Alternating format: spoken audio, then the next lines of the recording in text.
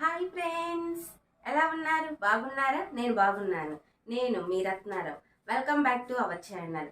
అందరికీ నమస్కారం, వనక్కం.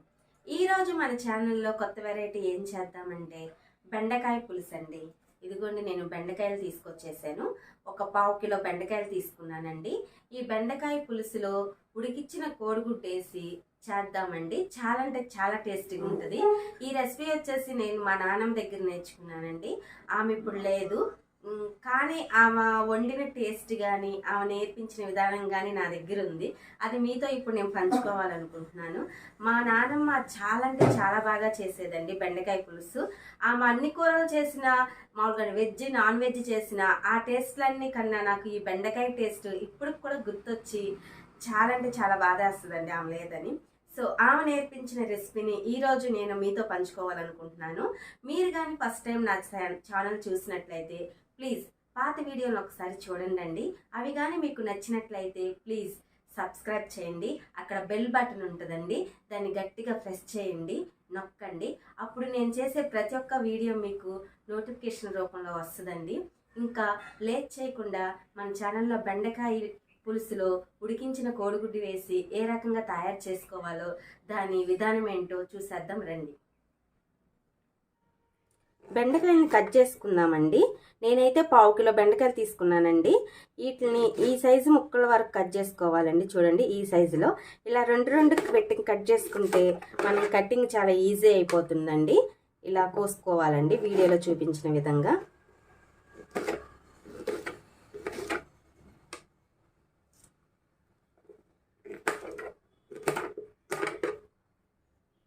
స్టవ్ వెలిగించుకుని బాండీ పెట్టుకోవాలండి. బాండీ వేడైందండి. 2 టేబుల్ స్పూన్ల నూనె వేసుకోవాలండి.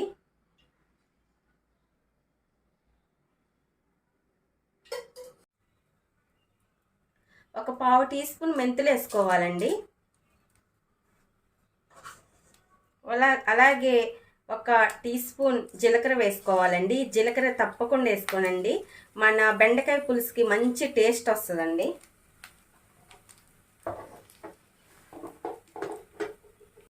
మీడియం సైజ్ ఉల్లిపాయ 1 తీసుకున్నానండి. సన్నని ముక్కల్లా కట్ చేసుకున్నాను. ఈ ఉల్లిపాయను కూడా వేసుకుందామండి.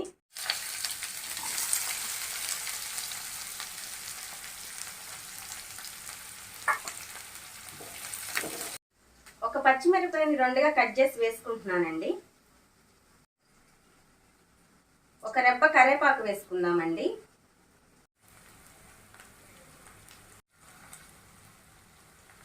ఒకసారి కలుపుకుందామండి.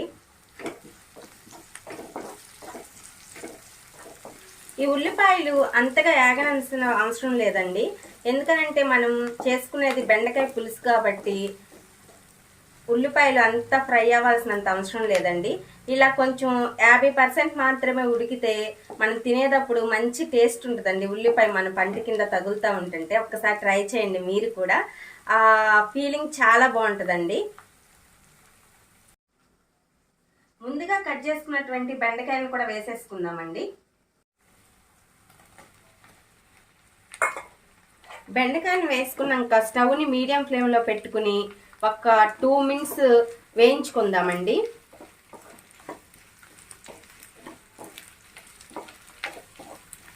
ఈ బెండకాయల్లో నుంచి జిగురు రాకుండా ఉండాలంటే మీరు నైటే కడిగేసుకుని శుభ్రంగా ఒక మంచి గుడ్డ తీసుకుని తుడుచుకుని ఫ్యాన్ గాలి కింద ఆరపెట్టుకోండి. లేకపోతే మీకు మార్నింగ్ టైం ఉంటే కడుక్కుని ఒక 10 నిమిషాలు 15 నిమిషాలు ఎండలో పెట్టుకుంటే మంచిగా వెండిపోతాయండి. ఈ బెండకాయలు నీరేమి లేకోకుండా మంచిగా ఉంటాయండి. అప్పుడు మనం కట్ చేసుకుంటే అంత జిగురు రాదండి బెండకాయలో నుంచి.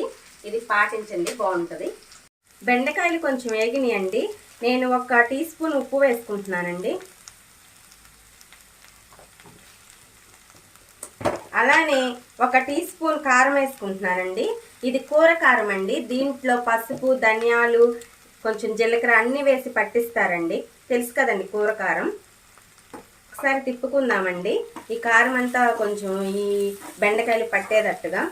ఇప్పుడు స్టవ్ని సిమ్లో పెట్టుకుని ఒక 2 మినిట్స్ వేయించుకుందామండి. మన కారం ఉప్పు వేసాం కదండి, అడుగంటుకోకుండా సిమ్లో పెట్టుకుందామండి. ఈలోపు మనం చింతపండు గుజ్జు తీసుకుందామండి.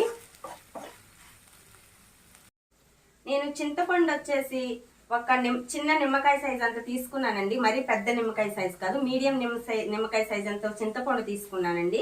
ముందుగానే నానబెట్టేసాను. ఇలా దీన్ని గుజ్జు తీసుకుందామండి. నేను చెప్పాను కదండి ఈ రెసిపీని మా నాన్నమ్మ దగ్గర నేర్చుకున్నానని. మధ్య మధ్యలో ఇలా తిప్పుకుంటా ఉందామండి, అడగంటకుండా. మా నాన్నమ్మ దగ్గర నేర్చుకున్నానని చెప్పాను కదండి. ఆమె ఇప్పుడు లేదు, కానీ ఆమెతో గడిపిన క్షణాలు కానీ అవన్నీ నాకు గుర్తున్నాయండి. ఈ రోజుల్లో వచ్చేసి చాలా మంది పెద్దవాళ్ళు, అందరూ కాదండి, చాలా మంది పెద్దవాళ్ళు ఏం చేస్తున్నారంటే స్మార్ట్ ఫోన్కి అలవాటైపోయి చిన్నపిల్లలతో అంత ఆడుకోవడానికి ఇష్టపడతలేదండి. పిల్లలు కూడా అదే రకంగా మామూలుగా వీడియో గేమ్కి వాటికి అలవాటు పడిపోతున్నారండి. మా కాలంలో అయితే మేము ఎప్పుడు సాయంత్రం వస్తే నానమ్మ అమ్మమ్మ వాళ్ళతో ఆడుకునే వాళ్ళమండి. ఆ టయానికి ఎవరు అవైలబుల్గా ఉంటే వాళ్ళతో ఆడుకునేమండి. అందుకే వాళ్ళ దగ్గర నుంచి మాకు మంచి అలవాట్లు కానీ వాళ్ళు చెప్పిన నీతి పాఠాలు కానీ అన్నీ నేర్చుకున్నామండి. మీరు కూడా మీకు కుదిరితే మీ మనవరాళ్ళతో మనవళ్ళతో టైం గడపడానికి ట్రై చేయండి. దీనివల్ల మనకు ఆరోగ్యానికి చాలా మంచిదండి. మంచి హార్మోన్స్, గుడ్ హార్మోన్స్ అనేవి రిలీజ్ అవుతాయండి. ఇలా చెప్పడం తప్పనుకుంటే కొంచెం క్షమించండి.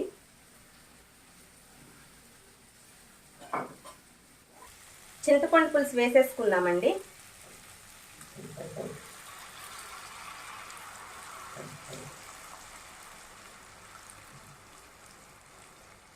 నేను టమాటా వేయలేదండి. కొంతమంది టమాటాలు వేసుకుంటారు, కానీ టమాటా వేసుకున్న టేస్ట్ వేరేలా ఉంటుందండి. ఇలా మామూలుగా చింతపండు పోసుకుని చేసుకున్న బెండకాయ పులుసు టేస్ట్ బాగుంటుందండి.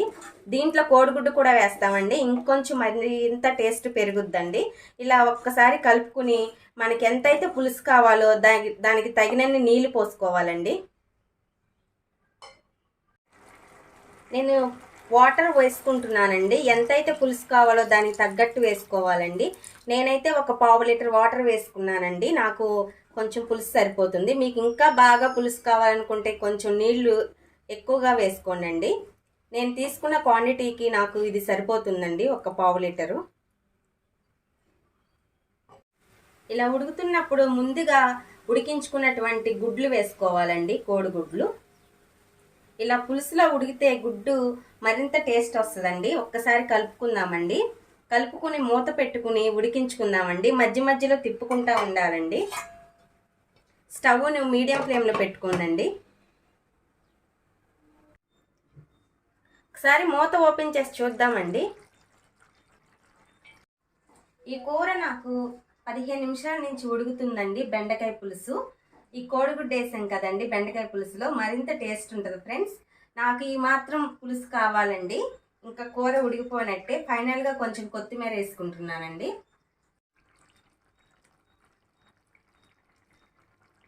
ఒకసారి కలుపుకుందామండి కొత్తిమీర వేసిన తర్వాత. దీనిలో నేను ఎలాంటి మసాలా కానీ అల్లం వెల్లుల్లి పేస్ట్ కానీ వేయలేదండి. వేస్తే బెండకాయలోని న్యాచురల్ టేస్ట్ పోయి మనకి మసాలా కూర లాగా ఉంటుందండి. బెండకాయ పులుసు అంటే ఇలాగే చేసుకోవాలండి, అప్పుడే మంచి టేస్ట్ ఉంటుందండి.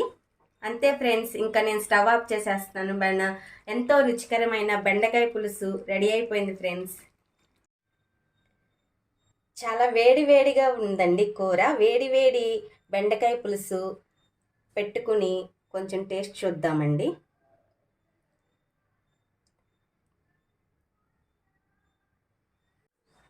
ఎంతో రుచికరమైన కోడిగుడ్డు బెండకాయ పులుసు రెడీ అయిపోయింది ఫ్రెండ్స్.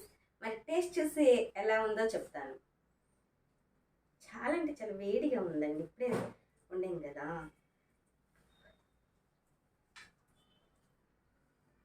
చూసారా, బెండకాయ బాగా ఉడికిందండి. కోడిగుడ్డు కూడా తీసుకున్నాం. ఈ కోడిగుడ్డు పులుసులో ఉడికింది కదండి, బాగా టేస్ట్ ఉంటుందండి.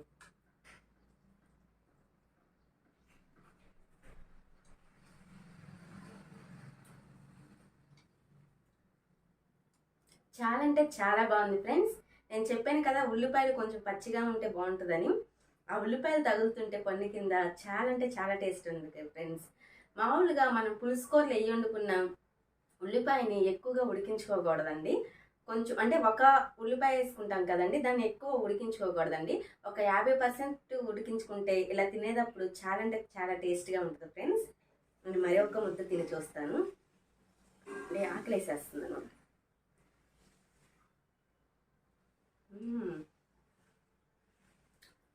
టేస్ట్ అయితే నెక్స్ట్ లెవెల్లో ఉంది ఫ్రెండ్స్, తప్పకుండా ట్రై చేయండి. ఫ్రెండ్స్, మీరు ట్రై చేసి మీకు ఎలా వచ్చిందో కామెంట్ రూపంలో మీ అభిప్రాయం తెలియచేయండి. మరి నా వీడియోస్ మీకు నచ్చినట్లయితే, నేను చేసే ప్రతి ఒక్క వీడియో మీ ఫోన్లోకి రావాలంటే ప్లీజ్ నా ఛానల్ని సబ్స్క్రైబ్ చేయండి. నా ఛానల్ పేరు రత్నారావు ఛానల్. అక్కడ బెల్ బటన్ ఉంటుంది, దాన్ని నొక్కండి. అప్పుడు నేను చేసే ప్రతి ఒక్క వీడియో మీ ఫోన్లోకి వస్తుందండి. అలాగే లైక్ చేయండి ఫ్రెండ్స్, షేర్ చేయండి. మరొక వీడియోతో మీ ముందుకు వస్తాను. నేను మీ రత్నారావు.